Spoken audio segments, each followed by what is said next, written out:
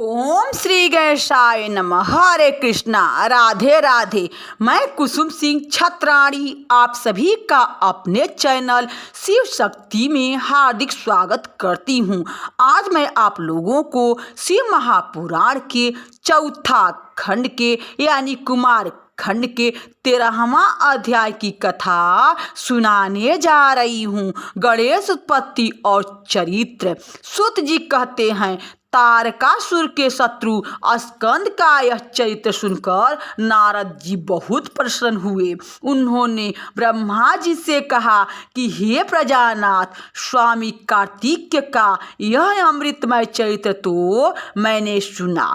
अब कृपा कर सब मंगलों के भी मंगल श्री गणेश जी का दिव्य चरित्र मुझे सुनाइए।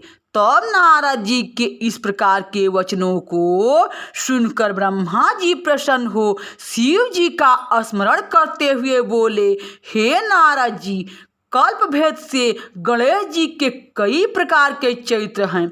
उनमें से एक बार शनि की दृष्टि से उनका सिर छेदन हुआ और हाथी का सिर जुड़ा। श्वेत कल्प में होने वाले गणेश जी की उत्पत्ति कहता हूँ, जिसमें कृपालु शंकर जी ने ही उनका सिरोच्छेदन किया था।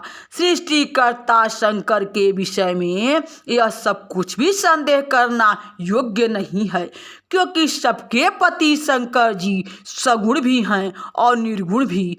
वह लीला से ही सब जगत की उत्पत्ति, पालन और संहार करते हैं। हे मुने, अब आदर सहित उनके चरित्र को सुनो। जब विवाह कर शिव जी कैलाश पर चले गए, तब कुछ समय व्यतीत होने पर गणपति का जन्म हुआ। एक समय की बात है, जब विजया और जया नामक पार्वती जी की दो सखियों ने परस्पर विचार कर पार्वती से जाकर कहा कि शंकर जी के द्वार पर तो जो हमारे असंख्य गण एवं द्वारपाल विराजमान रहते हैं, उन पर हमारा अधिकार होते हुए भी कुछ भी अधिकार नहीं है, क्योंकि हमारा मन उनसे नहीं मिलता। अतएव हे भगवती, हे पुण्यशीले, एक हमारा भी कोई गण होना चाहिए। आप उसकी रचना करिए। देवी पार्वती को सखियों की यह बात प्रिय लगी और उन्होंने उसकी रचना की इच्छा की। जब एक समय पार्वती जी स्नान कर रही थी और नंदी द्वार पर बैठा हुआ था, तब उसके मना करने पर भी शिव जी हठात मंदिर में प्रवेश कर गए, जिससे लज्जित हो जगदम्बिका तुरंत उठ बैठी। तब उन्हें अपनी सखी का वचन बहुत याद आया और परमेश्वरी ने अपने कोई एक अत्यंत श्रेष्ठ सेवक की आवश्यकता प्रतीत की। उन्होंने सोचा, मेरा एक ऐसा सेवक हो जो मेरी आज्ञा से कदापि विचलित न होवे। ऐसा विचार कर पार्वती जी ने अपने शरीर के मैल से सर्वलक्षण संपन्न एक पुरुष का निर्माण किया। वह शरीर के सब अवयवों से निर्दोष तो था ही, किंतु सुंदर, विशाल और सर्वशोभा संपन्न तथा महाबली एवं पराक्रमी था।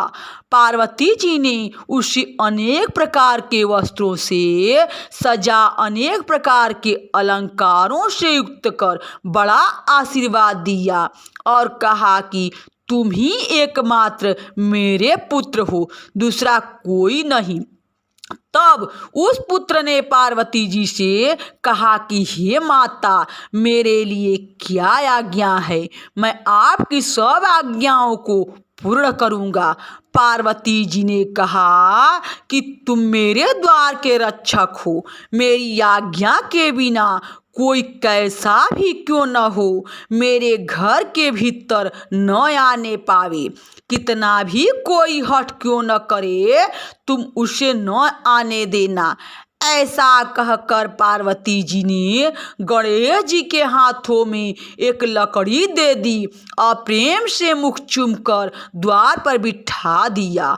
वह लकड़ी ले गणेश जी माता के ही तात द्वार पर जा बैठे। तब पार्वती जी फिर जाकर स्नान करने लगी। उसी समय शिव जी फिर द्वार पर आ गए और जब अंदर जाने लगे तब शिव जी को न जानकर गणेश्वर ने कहा कि मेरी माता की आज्ञा के बिना आप नहीं जा सकते। माता इस समय स्नान कर रही हैं, तुम कहाँ जाते हो? यहाँ से चले जाओ। यह कहकर गणेश जी ने लकड़ी ले उन्हें रोक दिया। शिव जी ने कहा, मूर्ख, तू किसको रोकता है? क्या मुझे नहीं जानता कि मैं शिव हूँ? यह सुनते ही गणेश ने महेश्वर पर लकड़ी से प्रहार कर दिया। इस प्रकार महेश्वर ने क्रुद्ध होकर कहा, हे बालक, तू मूर्ख है, क्या नहीं जानता कि मैं गिरजापति शंकर हूँ? रे बालक, मैं अपने ही घर में जाता हूँ, तू मुझे क्यों रोकता है? ऐसा कह जब गणेश जी की परवाह न कर शिव जी पुनः भीतर जाने लगे तो गणेश जी ने फिर उन पर लकड़ी का प्रहार कर दिया। इस पर शिव जी ने क्रुद्ध हो अपने गणों को आज्ञा दे दी कि इसको रोको। ऐसा कह शिव जी बाहर ही स्थित रहे। अद्भुत लीलाधारी संसार को अपनी लीला दिखाने लगे। यहाँ शिव महापुराण के चौथा खंड के 13वां अध्याय की कथा समाप्त हुई। बोलो शंकर भगवान की जय। हरे कृष्णा, राधे राधे।